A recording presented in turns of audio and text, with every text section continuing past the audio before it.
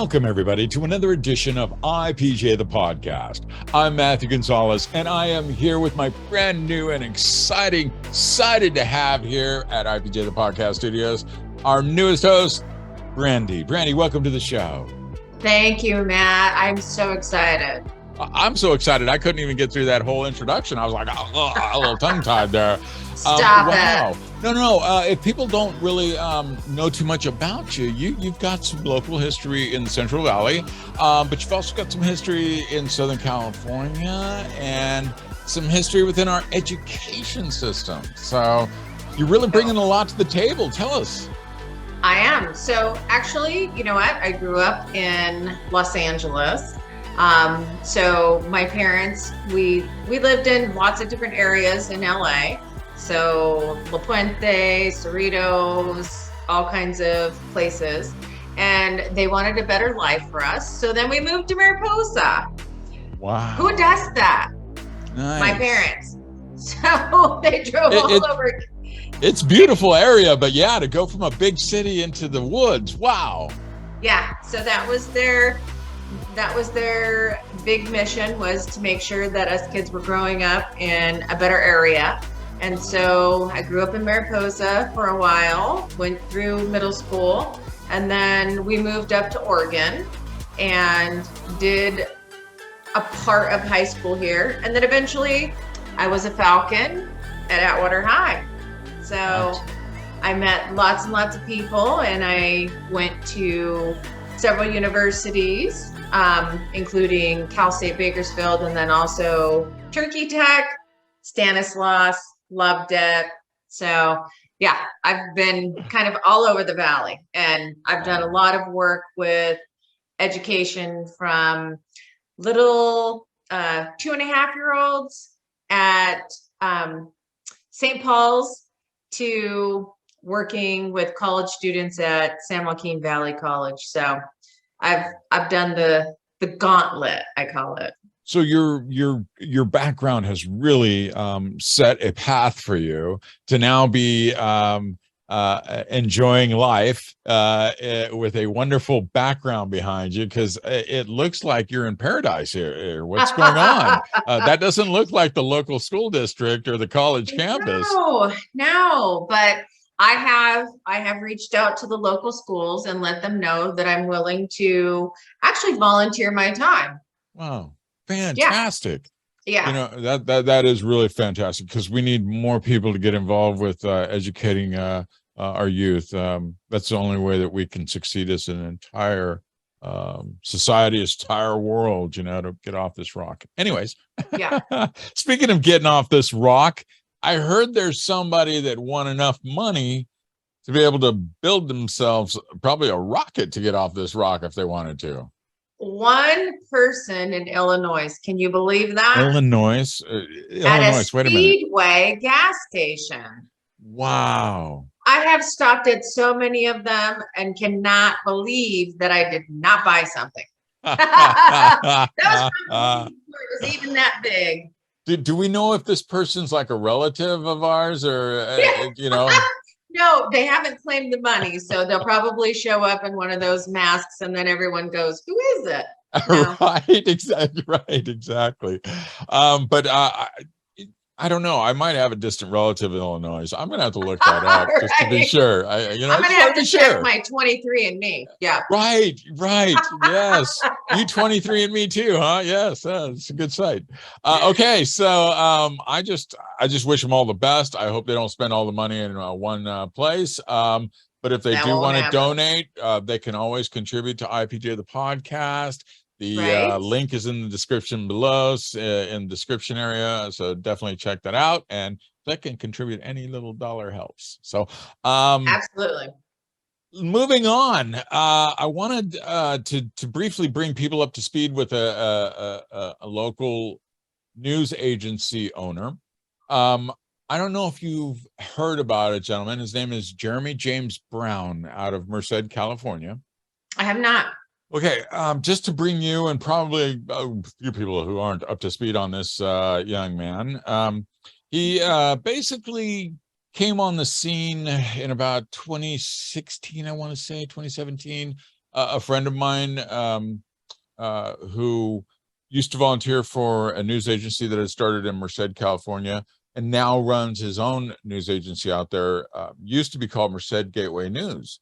And he was in just, on his own time, didn't make any money from anything, built his own little site, got his own following going, really took over where Merced County News television left off. And it took him some time to realize how to tone down his language and his writing, and he really learned to do, to make it a much better and enjoyable site for everyone. So he built up a great following and did a lot of stories, built up a lot of trust in the community. Anyways, this guy, Jeremy James Brown, got out of prison. And he had been in there for stealing identification, I guess, and opening up credit card accounts, driving without a license, and other issues. And he somehow convinced people that he had all these patents. He was, if you look him up online, Jeremy James Brown, there's patents under his name and everything else, but it's not him. Now that you're talking about it, I absolutely know what you're saying. Okay. And I did see this. There's our podcast about it too, that I believe I did with Juan, the owner of Merced Gateway News. Yes. So anyways, Jeremy James Brown ends up getting busted in May, finally. For a myriad of charges. I think his bail was up over $250,000. Bail reduction hearing and everything else. I think he's out on a $50,000 bond or something like that. But that's quite significant, though. Right. And I think people should understand this. He was going around masquerading as a news agency. Now, the thing about it, remember, it was the trademark that he secured against this guy, took over his news agency. And what he did was he took over all the trust of the people in Merced. This is a guy who was stealing IDs. I followed it. Yeah. So it was just I now incredible. follow the new one. So I understand what you're saying. It's just incredible. I mean, yeah. How does this happen? I mean, I sent the information to the district attorney. I sent the information to the police department long before, and they didn't want anything to do with it. The guy was on parole. He was out driving around without a license and, interviewing officers. It was like, what are you doing? Why are you people not checking this guy out? Anyway. Yeah. No, I do remember this because I was following that podcast. And so I most definitely remember that he was claiming that he owned it. And so that's why the name had to change. Yeah. And so I had to change who I was following because of that. Yeah. And it just, because it didn't go anywhere. Yeah. And it's so sad though, because in a way it's not so sad because karma is a bitch. Excuse my French. Because he did end up getting busted for all his foolishness. He did end up getting exposed for what he was doing. And the owner of Merced Gateway News went on to, continue as Merced Golden Wire News. So if you're out there and you want a news page that you can rely on for good information, accurate information, he attempts to get as much and good and accurate information as he can. It's tough out there. The Merced PD, they don't like to talk to nobody no more. We'll talk more about that in just a moment, for sure. But I want to get into real quick another segment that we're going to be bringing our viewers, and that's with a dear friend, Michelle Robertson. She and her father, I interviewed him sometime about guardianships. Do you know about the guardianship issues out there? You heard about that, correct? Yes. So it's my understanding that guardianships and conservatorships, they are very similar. There's two types. It's general and limited, and everyone has watched on the news and heard about Britney Spears and her father, Jamie.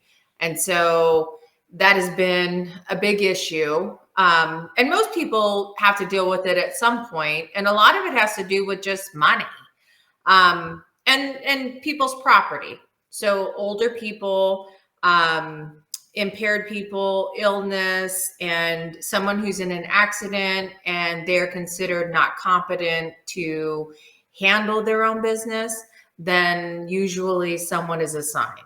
If you're lucky, it's an attorney that you trust, or it's a family member who takes it over and you hope that they do the correct thing. It's kind of odd to me because I can't tell you the number of elderly people I see out on the streets, and I don't see conservators or guardians or people wanting to act as guardians picking them off the ground and taking care of them. So it seems like you have to have some money or some property that's worth something for the courts to listen to attorneys who bring this to the somehow get it into court and end up taking you from, you know, your actual loved ones and utilizing your money and your assets to pay for your care. But I think there's a situation there which is different, which is that, you know, these are people sometimes who are mentally ill, or there's other issues, substance abuse, and they are intending and wanting to live in that situation. And then social workers become part of that, picture. And it's left up to the system to take care of them, very much like welfare or anything else. And so if the system breaks down, or this person just doesn't comply with system requirements, which is also very true, then you have that situation and it continues to multiply because there's this community that, you know, starts to build itself. And so it would be great if everyone had someone that wanted to take care of them, but that is not the reality. Yeah, that's unfortunate because they all need to be taken care of. I hate, and I'm sure a lot of folks really rely on work and they need work, and I feel good when I'm working, whether it's in my garden or I go to work at work. I feel like I'm doing something to help provide for my family. And it's tough to see folks in their 60s who really should be being taken care of. Yeah. They really need to be spending time with grandkids, teaching them better ways, and helping the parents to be able to go out and provide that living. You know, what a great way to help the next generation. Grow up with wisdom from the past. It helps to avoid future mistakes. You're right. It would be very nice if that's how it happened, but you know, with a lot of the people who live on the streets, and I have family members included, they went to Vietnam, they came back not well, and so mental illness is a real thing. So Well, yeah, that's definitely a good topic for a podcast or a show at another time, because I'm a child, probably as you, from that Vietnam era, where your parents or they grew up or they were around that whole time hand of all that, symbols. and that's how we grew up, was around that whole um, remembrance of that Vietnam War thing. That one side you hear how bad we were, and that things were wrong and the soldiers were doing such horrible things, and on the other side you hear about how they had to do what they were told to do, and they were basically fed the propaganda that they were, but they did the best damn job that they possibly could freaking do. But our government wasn't being straight. So, Well, if you're drafted, I guess you really don't have a choice now, do you? I'm into that. Yes, you're right. Because off you go. So yeah, Michelle will be talking about that with us. She'll be on to the show. It's going to be a lot of fun to have her in. She'll be, here for about a 10-minute segment. It'll be really nice to get some updates on guardianships and conservatorships. Conservatorships, check out the Jerry Cox story. That one, I believe he's still involved in that multi-million-dollar lawsuit over that. And we covered that in the past. So definitely check that out.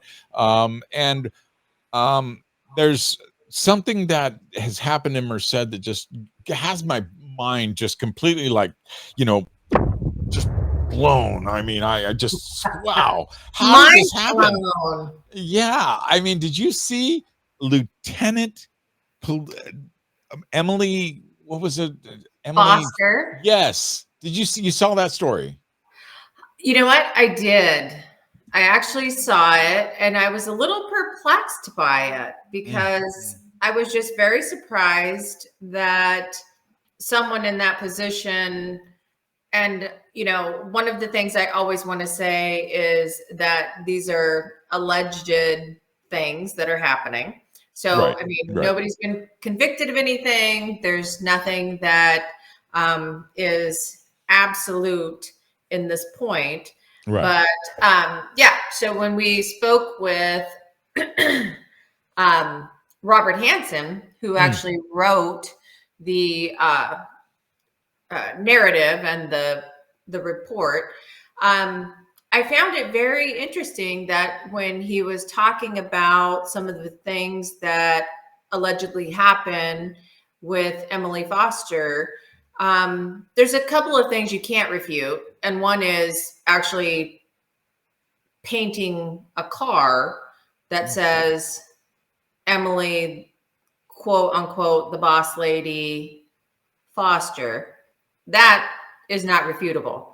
And I'm not sure how many other people have their name on their cars. But it just was very interesting. And in speaking with him in the interview, he made it very clear that there were several people who were not happy about what happened with their interactions. And again, these are, people's stories about what happened. And so I'm sure there will be an investigation, and we hope that it is objective and not subjective, because that oftentimes becomes an issue when we come into situations where, it just doesn't seem right. And like I spoke with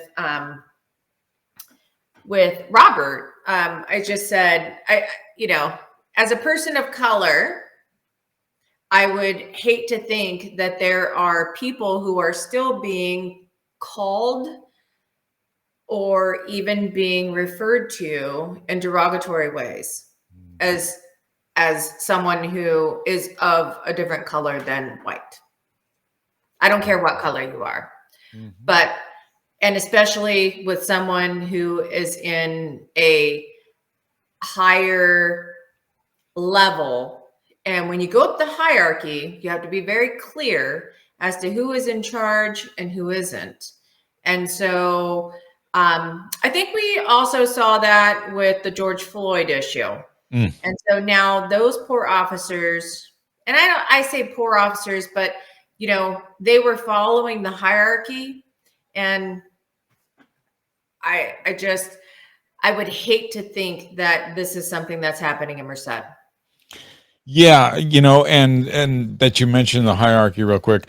Tom Cavallero is the police chief in Merced, the city of Merced, California. He was appointed as the county sheriff in 2013 when he was the undersheriff below Mark Pazin. Mark Pazin had a lot of issues, anyways. And Tom Cavallero came under scrutiny during his appointment, and he was basically capturing personal information on Merced residents who were going to the county supervisors meetings and speaking publicly to the county supervisors. And I actually documented a few of those instances with people that this had happened to. And so anyways, he ended up, I guess, retiring out. So, he's getting that pension, or he was at least. I don't know. Do you still get a pension or part of your pension when you go back to work? Because he was now appointed to the Merced City Police Department. So he gets that salary, but does he still get his pension from sheriffs? So normally, yeah. So PERS, I was actually part of PERS, still part of PERS. And so, yeah, I mean, you get paid out as long as you age out. It just depends on kind of what your system is and how many service hours you have. So he could just be making bank-ola. I mean, Jesus. Well, and members of retirement of PERS versus STRS who are in education. In PERS, you actually pay into Social Security, so you also get that as well. Wow. So, hey, the system is what it is. And if you can get that money, I mean, and the taxpayers don't care. I mean, you can't blame the guy, right? I mean, I blame the guy, though, not for his income, but I really blame him for his leadership. Because if you're not leading and you're being paid a whole lot of money, and you're not leading, and you're allowing your lieutenants to obviously do the things that she's been accused of, and one of those is I'm just blown away. Is a rape. I mean, how can you literally force a fellow officer and someone who's under you, to have sex with them? To me, that's rape. I just wow. And yeah, again, that's alleged. I don't know. That's just crazy. You're right. That can happen. But I also have to say too that as a person who was in administration and oversaw a lot of people, I didn't know what they did on the daily.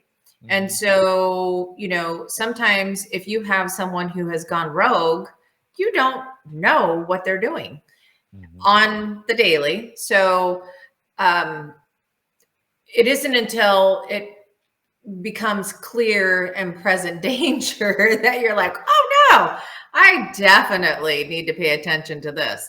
And I mean, that's the best you can do. I mean, everyone's human. Whatever this was that happened in a different town, he obviously was not there. So we have to give him some grace for that, only because how would you know until it comes back? Yeah. Now, we took the opportunity to speak with the journalist you spoke of, Robert Hansen. Yep. Mr. Hansen, he's an investigative journalist who has some contacts within the area there, and a whistleblower reached out to him with this information, and it was a great interview, right? Yeah, it was very informative. Yeah. So let's get into that right now. It's a pre-recorded interview, so take a quick listen. It's not very long, but he does give us a little bit more information and some ways on which you can follow some of his great stories as well. So here we go. So as we were discussing, Brandi and I, about this incredible story regarding Lieutenant Emily Foster of the Merced Police Department, I want to now introduce everybody to the gentleman who is the one who wrote about this story and really got it out there in the public, a story that the public really should know about. Ladies and gentlemen, Mr. Robert Hansen. Robert, welcome to the show, sir. Thank you very much for having me.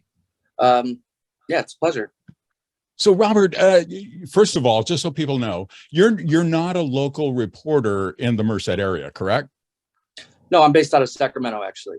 So I'm but as investigating it, or as an investigative journalist, you just kind of start doing it. You know what I mean? So yeah. Well, great, and that's a great point, because a lot of people don't understand that the best type of reporting comes from people like you and I and Brandi, who are independent folks who aren't attached to any set rules or corporate regulations that restrict us from only going so far. So with that being said, I want to get into this fantabulous story. Brandi, first of all, what did you think of this story? So I think the first question I had was, what actually kind of spawned your interest in this story in the first place? So I have a contact in Merced that alerts me and informs me of different things that go on with the police department. And so when I was informed of this, you know, it wasn't something I could ignore, basically. So sources and let me know what's going on. Okay, so do you have any ties to the area? And is that why that person contacts you? Originally, that person contacted me for another incident with the Merced Police Department. I could, you know, them not doing their job in so many ways. And so that was some months ago now. But we've kept contact since then. Yeah. Okay. All right. Yeah, that was my main question, was just how did this come to fruition and then obviously be brought to your attention? Right. Well, and I think it being overlooked by the Merced Sun Star is mainly how it came to my attention, because if they had been doing their job, then I probably wouldn't have had to. I wanted to put some sound effects in there because you hit the nail right on the head. And that's why it's important to have people like you and us here at IPJ, the podcast, which stands for Independent Public Journalism, IPJ. So now let's get into the nitty gritty, because this woman was allowed to paint Boss Lady on her city-owned patrol car, or does she own that vehicle? Do I have something? No, wrong? That's a city-paid vehicle. Right. So, yeah. And there was this incident that you reported on at Pebble Beach Golf Course, and the way you made it sound like was that the officer that she had approached there, the Merced PD officer that was there, she insisted in some force or fashion that they have sex, and they did, which to me, as I stated earlier, when Brandi and I were talking about this, to me, that's rape. You know, especially in her role as a superior and a supervisor, right? So, as I was told by a couple whistleblowers inside the department, that there was that event going on down there. I can't remember. It was with the youth, right? And so he was one of the officer was one of the instructors for the youth down there. And so Lieutenant Foster at some point came over to him. As he explained, she had no reason to be there. And then later that night, they ended up sleeping together. And I left this out of the story, but, you know, there was he was kind of, on one hand, kind of bragging about it, but on the other hand, kind of felt like he didn't have a choice in the matter either. So it was kind of one of those, you know. Gotcha. So not so much a rape then, as I kind of perceived it, but more or less a, I better sleep with my boss so I don't, you know, lose my job or something of that nature. Or so I don't piss her off. Right. Exactly. Definitely a very, how would you say, serious, major sexual assault. It'd be a sexual assault, abuse in the workplace, right? I think that would be the opposite of the Me Too movement. Correct. Yeah. If we want to put it out there. I got to get better sound effects. Let's see what I got. I know I don't got anything queued up. Okay. I heard you try to do a drum sound right now, but yeah. No, it just crickets. It was just crickets. I mean, you know, women need, you know, we obviously have been fighting for our rights for a very long time. And so when it's on the opposite end, then, you know, no one knows what to call it. So I just used the opposite of the Me Too, because, you know, what do men call it? The opposite of Me Too. We don't want to call it Well, Me and Too for often- sure, oftentimes- because I don't want to be a part of Me Too. No. No, but you understand what I'm saying. Of course, I just threw some humor in. Sorry, that was bad humor, by the way. So I want to move on, Robert. So Yeah. now did you get a chance to try to call the Merced police chief, Tom Cavallaro? So I've not the chief. In fact, I did reach out to the union though, and a rep with the union, who I was told got my message but has not gotten back to me. Now I've been told also that the representatives of the union have told the officers not to speak with the media, and in the event that there is an investigation, so that they can honestly and legally say they've never spoke to media if it were to come up.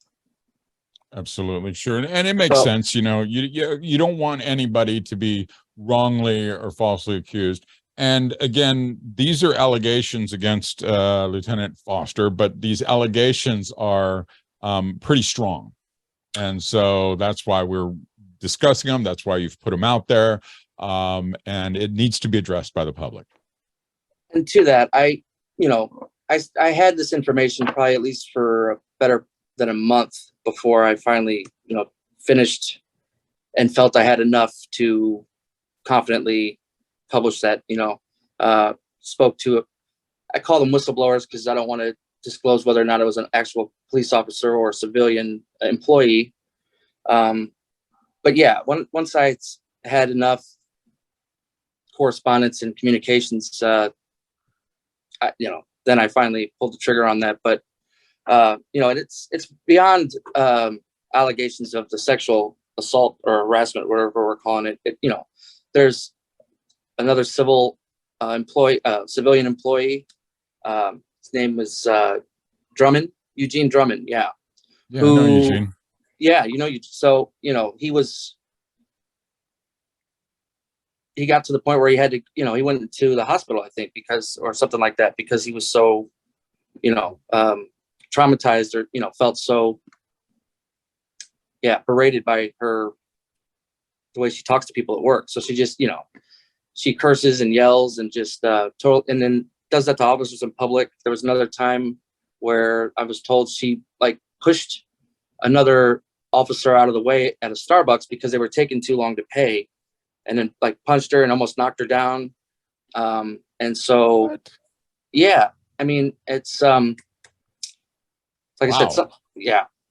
Wow, it's. But you know what? Like I said in our opening, before we brought you in for the interview, like I said in the opening with Brandi, Tom Cavallaro has a very bad reputation as a just go along with the system type of guy. And what I mean by that is back in 2013, he was appointed sheriff after Sheriff Mark Pazin at the time, was investigated for the actions within the jail.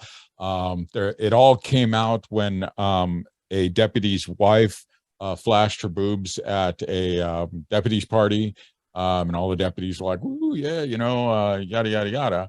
And then that deputy came up for a promotion that she was promised if she slept with her superior.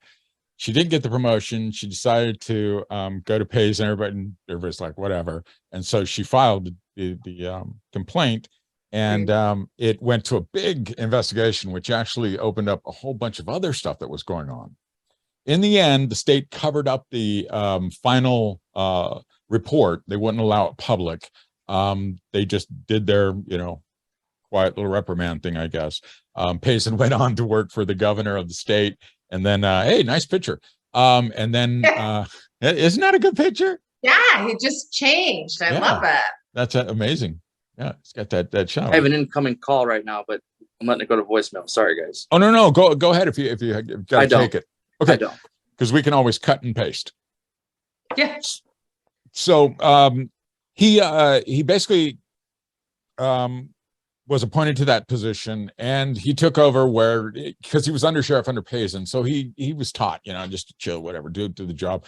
And well, while in the job, he was asked by the supervisors of the county to gather public information or gather information on public speakers, people who are coming to speak with him publicly, and to give them reports on these people before these people spoke.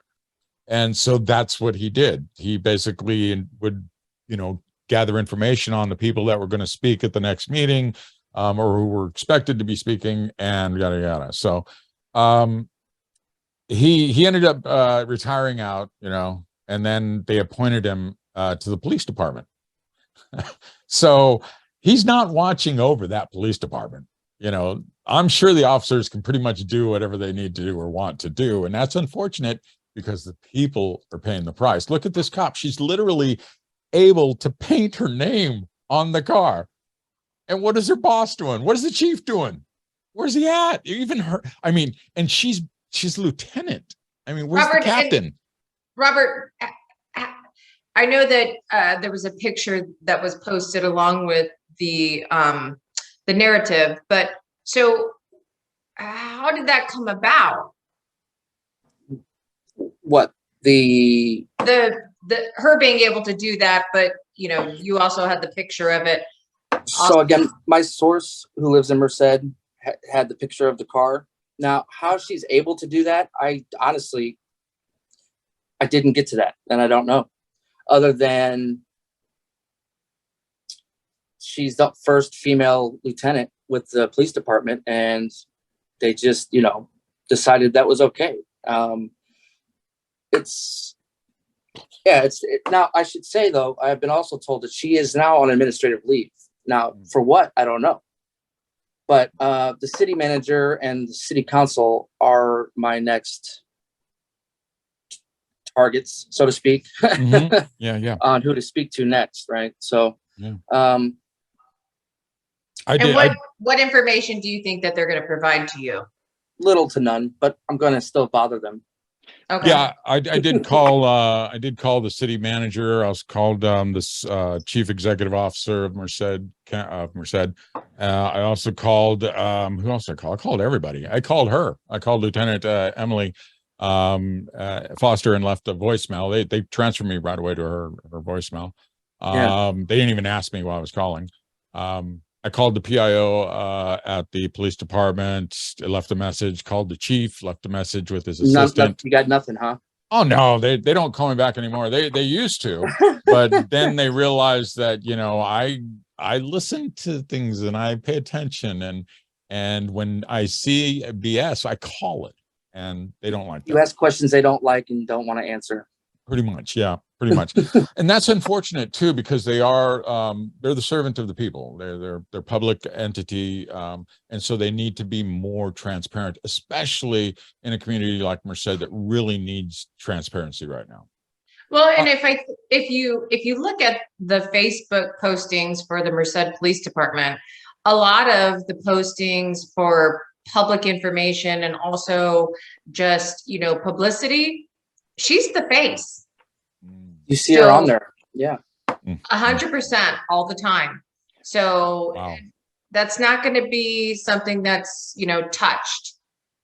Do we know if the other officers have filed complaints? Labor? There are several complaints. There are several complaints, some for racial discrimination and making inappropriate Hispanic jokes. Yeah, I read that. Yeah. There's quite a few, and then there was another cop who ended up leaving because of her behavior. Wow. It's now there was another complaint with his, but because he left, they didn't really count it as one, so it kind of got thrown up, by the wayside. Yeah. But there are quite a few different complaints lodged with her right now, and I think there's so many that it's probably hard to ignore. Yeah. At this point, right? You know what I mean? And so are those complaints actually public to where people can actually get them? No, the only one that I was able to confirm publicly is the Eugene Drummond one, and that's because they've already started to settle with him. Interestingly enough, now Eugene, my source talked to Eugene, but she said that he was so broken up and still just so distraught that it was, she got me the information and confirmed everything I needed to hear, and that was good enough. I didn't want to put him through any more trouble, but hasn't gotten the settlement. I think the city still that hasn't been finalized yet, so he hasn't even gotten paid anything yet. If he's going to, so but that was through the workman's comp, something like that, with the division with the city. So that was found through the city council minutes, the agenda, on the meeting. Do we know how many officers, or approximately how many officers have left the force over this? No, the email that I got from the whistleblower just said that there was several, but have either quit or wanted to quit, or then also got reassigned. Right. So, yeah.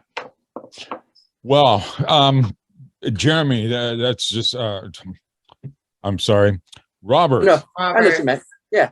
Robert, it's just an amazing. Yeah, that's why I stepped in with Robert again. We'll try again. Yeah. Robert, that was just an amazing story that you wrote, and the fact that you were able to gain the trust of your sources to be able to get this information out to the public really shows that these people, have a very serious, legitimate issue, and they need the public to get involved. They do, and they need an outcry from the public. And to what you said, gaining their trust, one of them told me that he doesn't like journalists. He's like, but now I think, you're going to be, my best friend, helpful. And so, I've heard feedback from, again, my source in Merced that reached out to her saying that, that article did more to stand up for them than their own supervisors. So, it was, they feel like they're being ignored. And so the last quote in the story is, they feel like whether or not I want to agree or acknowledge that, or give them sympathy for how much they might, there be blowback from the public or support recently with Black Lives Matter and whatnot, because I'm not sympathetic to that. But, given that, they feel that way, and that's the way they feel. But then to go back to the office and then have to deal with it on both sides, a shitty boss is a shitty boss. Yeah. And it's, and it can make your job very shitty. Well, and I think this is not isolated to, obviously, the PD. There's a lot of different entities. When you're not private sector and you're, working for the public, there's a lot of different caveats that you're given that you would not be given if you were in the private sector.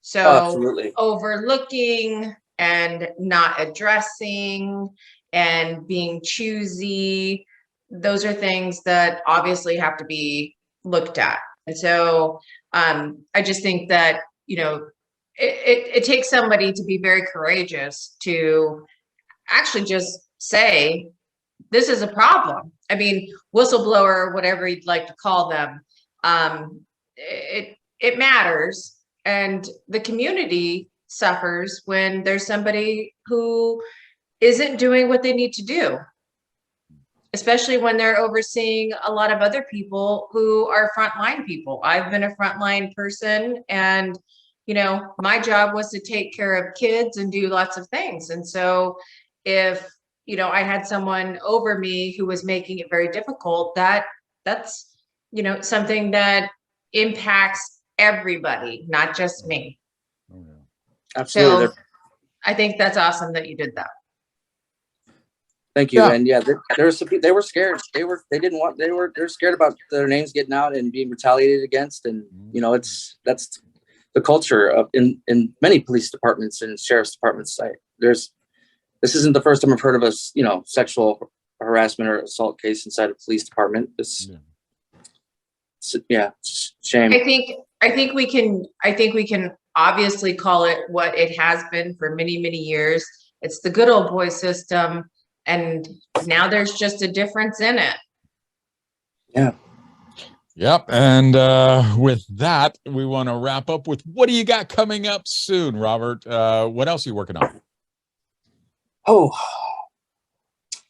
I am working on, I work on some CPS cases, and I just, I have working still on this case of a former Sutter County sheriff who, according to his ex-wife and his teenage daughters, was abusive to them, and they left him. And in May, he was given full custody by a Yuba County court. They lived in Yuba City. I already did the first article on it, but there's another one coming out. I've talked to 2 of his daughters since then. You can find those on Newsbreak app, whatever you want to call it. Yes. And then by name, you just find me, Robert J. Hansen, on Newsbreak. And so,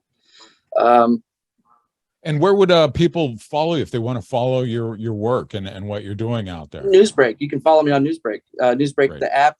Okay. You could download it. I don't necessarily suggest it. You can get to it from a browser, but you just look me up like you would, CBS or whatever. It's, Are you active on Twitter at all? Any of the social medias? Twitter, TikTok, Instagram, Great. Facebook, all my stuff's on there. Either Hansen, Rob J, Robert J. Hansen. Yeah. You could Google me pretty easily. Fantastic. So I just have one quick question for you, Robert. Yeah. These CPS cases are very, very hard to crack open and get information. How are you doing that? Because public record releases are almost impossible. Rely on getting the documents, the court documents from the subjects themselves. The family. Okay. Without that, I wouldn't get them, Yeah. Gotcha. That's how it works most of the time with us even, so if you have a story out there or something and you need to get it out there, definitely look to an independent investigative journalist. It's difficult when you go to the majors. Most of the time, the majors are playing ball with local law enforcement and the Justice Department, and they have to because they need these sources, and they're such a large corporation. They're profit based, Most of the time, guys like us and ladies like us, we don't have that that foundation underneath us financially to run out and go spend a ton of money trying to hire lawyers to get these counties and cities to comply with freedom of information requests. So it's tough, and we thank you for what you're doing and getting involved, Robert. Totally. Thank you very much. Yeah, it's not. Will you come? Man. I just. Uh-huh. It's the right thing to do. Is going through journalism school. It's as the 4th estate, we're supposed to hold them accountable. You know what I mean? So I don't even know what else to do as a journalist. Great. Wow. No, you're doing great, man. That's awesome. Yeah. So you'll be able to come back and update us on some of these cases, we hope. Anytime, man. Yeah, of course. Like I said, you could. All my work's on Newsbreak app, and if it's not there, there's other work at the Davis Vanguard. Fantastic. I implore you to go and search around, look to the feed, and look to other stories that might be interested to you, and keep a lookout for the new ones to come. Like I said, I publicize them all on social media. So great. So we might reach out to you again very soon when we see one of those awesome stories pop up, and we want to get out there to more people because it's really important that the public knows these stories that are most important to them, because they're the voters. They're the ones that can make change. Well, I think one of the most important things, Robert, is that you also set an example for other up and coming journalists who need some guidance and maybe to make a moral compass of how they direct their work versus what they feel and are told to do. Because getting into CPS issues and things that are just dirty, no one wants to get their hands in it, but you're setting the example for them, and that's awesome. Thank you. And to just finish with that, also don't shy away just because it's complicated. That's another thing they try to, if it's not easily put into a nice little wrap ball, then they also don't want to do that because it's too difficult to get the public to understand. Well, sometimes, it's too important to overlook, even though, the most important cases usually aren't simple. So and I think just speaking for the general community, I've worked with different people at different levels. And so, having a dialogue that people can understand at different levels of, intellectual level is important, because sometimes it's very hard for them to understand and they don't know who to reach out to. And so that's why I was asking, how are you getting this information? And if they can feel like they can reach out to someone like you, then they are empowered to do that. And anyone who needs to reach out, I'm responsive on social media. And Okay. yeah, so That's great. Fantastic. Very cool. Yeah, because there's a lot to get out there, and that people need to know. Again, Robert, we really appreciate your time taking it out and speaking with us and our audience. And again, anytime, you're always welcome back, and we hope you'll come on back to talk to us about more of these very amazing and very interesting stories you're writing. Thank you so much.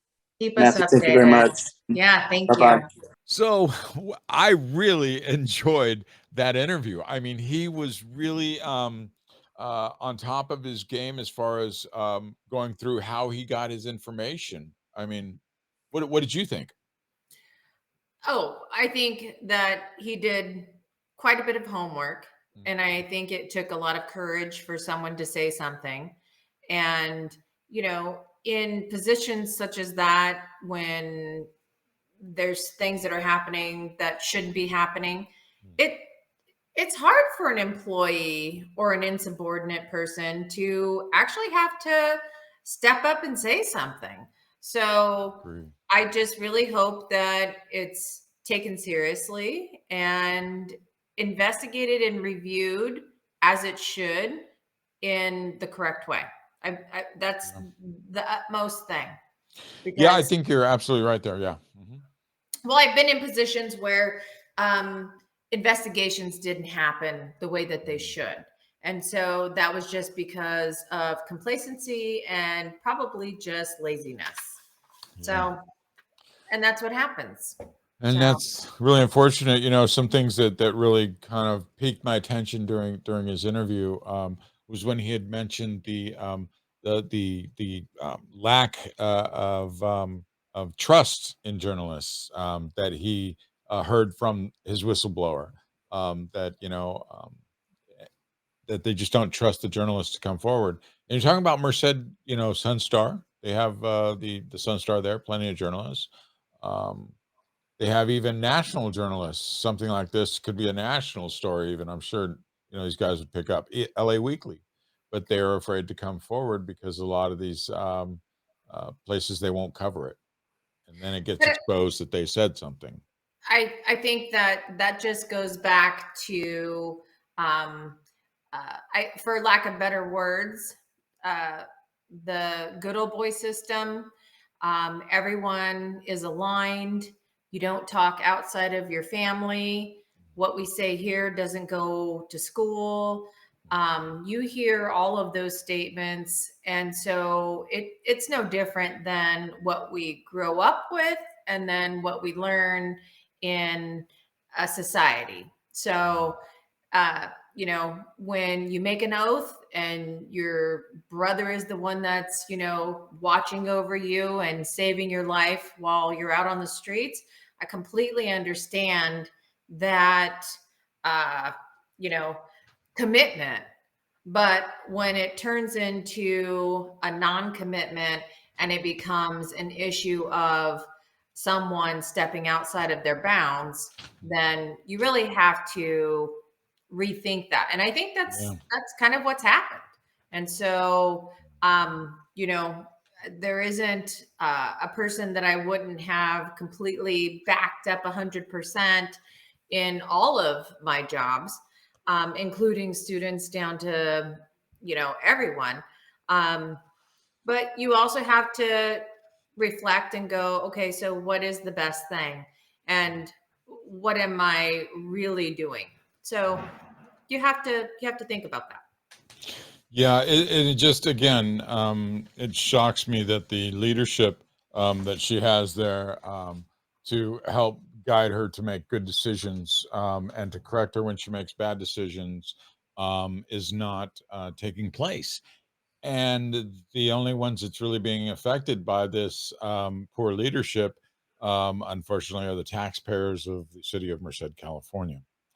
And I like to refer to taxpayers as citizens and Mhm. community members, because taxpayers is one thing, Mhm. but when you think about the community, it's not just the taxpayers, because the kids Mhm. and the people who don't pay taxes are still part of this community. And Yeah. so I mean, ultimately everyone has contact with it. Yeah. Yeah. And just remember though, even that 6-year-old kid that walks into that candy store and drops a 25-cent piece on a little itty bitty piece of candy these days, still has to pay some sort of tax. Or actually, no, that's edible food. So it'd be on something that's not edible. They would have to pay a tax on a toy. But still, when you go to the store, even those people that don't earn enough to, and I was one of those for a long time, that don't earn enough to even be able to pay taxes, you're still paying taxes because you're buying those necessities in life. And a lot of law enforcement and even our emergency services like fire, ambulance, EMT, a lot of them do get some of that bump from the tax bump that they use on was it they just raised it to like a 0.5% or something on sales tax of sales tax, and so that's where they get some of this money too. And so yeah, it's not just the quote unquote money maker tax paying person, no, or businesses paying taxes, no. You're right, it affects even actually it affects people of poverty harder, for sure, because the law enforcement is just digging in their backyard left and right, just locking them up for the smallest of things. Well, Wow. and it just seems it's cyclical. But Yeah. if you have a cog in the wheel that is holding it up or making it harder, Mm, and this is not even a story about even necessarily the community. This is inside internally. That's yeah. that's even worse, because they're not really going to try to you know, make the streets better. So Mhm. I would hope that I hope that it's not what it seems to be, just because I'm trying to be hopeful. Yeah, absolutely. I don't blame you. And just so folks know, we found out that Officer Emily Foster is on administrative leave. I did reach out to Chief Tom Cavallero's office, left a message with his assistant. I did not get a call back from him or Lieutenant Foster. I also left messages with the city attorney and the city chief executive's office. I hope that you, the citizen, will reach out to your council members and others. Get on the phone, get in your email systems. Do not be rude. Do not be condescending. Be professional and point to the law and the ethics of decision making that they're doing, like keeping this guy Tom Cavallero in a leadership position. They need to throw his butt and the young lady Lieutenant Foster's butt either back into training. They'd probably just retire Cavallero out, put him in some, like go chill with the grandkids or something, but yeah, throw Emily Foster's butt back into some retraining if the allegations are true. You're right, but But throw her butt back into some retraining. let's also just say to the community as well. Um, have a discussion with your kids about being respectful, no matter who it is that you're dealing with, because regardless of allegations, it is still important to teach the youth about being respectful to anyone who is in a state of authority. But also, there are really good people who are trying to protect them, and they need to know that. And they need to make sure that they are respectful, because stories come out about this or that or bad people, but it's always important to me, especially with the younger students, to make sure that they know these people are there to help them. And if they're in a situation that they cannot get out of, or it's bad, then these are people that they reach out to help themselves. So Yeah, you're absolutely right. 100%. It starts at home. And if the kids do not get the proper development from their parents, to understand what respect is, to understand true right from wrong, and to understand that they are the next generation to take over this entire thing. So respect is most important. Well, one thing about our democracy is that we can talk to each other. We don't kill each other over our ideas. well, and we don't have to be um, divisive about it, Right, because there's no reason. We can talk right, about it. It's just a very important thing that adults can have conversations with kids and make sure that they understand this is not a them versus us, right, period.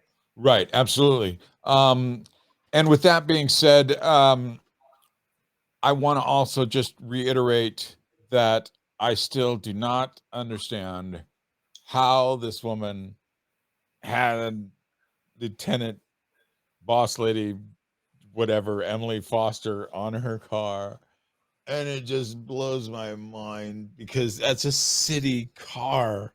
And Well, I how think the long was she getting away with it? It's just like, oh well, my I God. think I think the question there, Matt, Uh-huh. is who paid for it? Right. Thank you.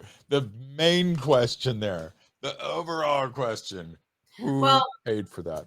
who paid for it? I mean, That's one thing that I want to point out too that we didn't mention is that she was the first, and this is a big pat on her back because she was the first woman to step into that role as lieutenant within the Merced And City Police I am Department. absolutely appalled that if any of these things, allegations are true, Mhm. I am appalled as a woman who has been in many leadership positions, even being the interim principal of Merced High School. I found that to be a very lucrative thing. I would just absolutely hope that we are not going backwards. Yeah, and this is it came to my mind, and I know it's going off track a little bit, but did you know that women ruled nations, uh, continents, kingdoms before men? We still do. Ah, yes, I knew it. I knew it. You guys are undercover. No, I was amazed. I mean that and a lot of Have these you heard about Queen stories. Elizabeth? I'm sorry. Have you heard about Queen Elizabeth? Of course, of course, of All course. right. But She's still but running things. right. But I mean, look at Queen of Sheba. Look at. I mean, I'm Mhm. talking about way back when. I'm talking Oh, about okay. we're Well, coming I from didn't the know we were homeland, going biblical. Ethiopia, and all this. Well, these it got picked up in the biblical sense, but it is a fabric, a part of our fabric as a human society. Um, and I think that women are really making a comeback in leadership because it's not a first time. No, women were there before, and I think they need to make a comeback and put us men back in our place and get us out there working our butts off while you all come up with some great ideas to See, help us I'm right not, this Mother Earth. Matt, I'm not going to agree with that, because it's not putting men in their place. It's just making sure that they know where they belong. Oh, I like that a lot better. It's not your place. You just Yeah, need to know that's where you belong. I And like so that. as I long like as there's that. a conversation, then we're good. I like that. Thank you very much. No, that was you're absolutely right. So moving on though. Um, Well, shoot, I that's guess it, Matt. yeah. That's our first show of the Okay. third All right. season, Yeah. episode 1. Yeah, I don't see anything else out on the agenda. We're wrapping this up now, right? Yeah, and Okay. I'm excited about it. Oh, I'm Welcome to the ecstatic. forest. I'm ecstatic. No, thank you so much for being a part of this team. Doing this solo is tough because all I'm really doing is, like I was telling you earlier, I'm reading from a script, and people are just going, oh, okay, great. This is like watching some guy, blah blah blah. But it's good to have various points of view coming on and discussing these topics, and to have somebody with intellect like yourself too really helps, because you can help me ensure that I say the right things too, because it's You know what? important. I am not here to school you. However, I will if I need to. Awesome. See? Oh, you're just full of great ideas. I love it. Oh, this is going to be a great season. So, you guys, be sure to check in. Stay tuned with us. I've got some work going on with a new website. We're going to be doing that. It's tough. I'm working full time. So, give me a couple of weeks. I got to get all the things going. I'm thinking what I'm going to be doing is going something like this with the Restream, and then just broadcasting onto a platform, a regular podcast platform. So we'll get into the Apple iTunes thing, or the podcast thing and all that, and really take the show to the next level this season. So we're going to be blowing it up a little bit. We're going to be putting some elbow grease on it, as you say. And make it better each time. So everyone yes, just needs to listen because you want to hear it. that's right. Absolutely. And talking about listening, we want to, first of all, I want to thank everybody for listening, like you're saying. And I also want to thank you. And I want to thank Mr. Hansen for joining us, Robert Hansen. Be sure to follow his social media. Check him out on NewsAlert app. Yeah, NewsAlert. And then also he's going to have a couple of stories that we're going to talk about in the future that are related to CPS and how that works. So nice. Yeah, I'm looking forward to that, because it's important for people to really understand a lot about the CPS system. I got to say there too, there's a lot of people that do a lot of good work in that system. Yes, there's a lot of issues that are going on right now that need to be resolved. And people need to be educated too a lot about the system. I think the system has this dark cloud around it, where there are some instances where this dark cloud was warranted. But I think a lot of the issues, it's not. You've got some very angry parents about things that happen in their family, and they don't want to really come to the realization of what actually occurred and caused CPS to get involved. But yeah. And it would be a great time to actually have a conversation just about what makes that happen and what you can do to make your family better. Absolutely. And things that you can do when confronted with the situation legally, to ensure. Yes. Yep. And it's very important. So definitely check it out this season. We got a lot coming up. Going to be doing the show every Sunday. It's going to be pre-recorded. I'll have it up edited by Sunday at 10 a.m. So definitely check it out.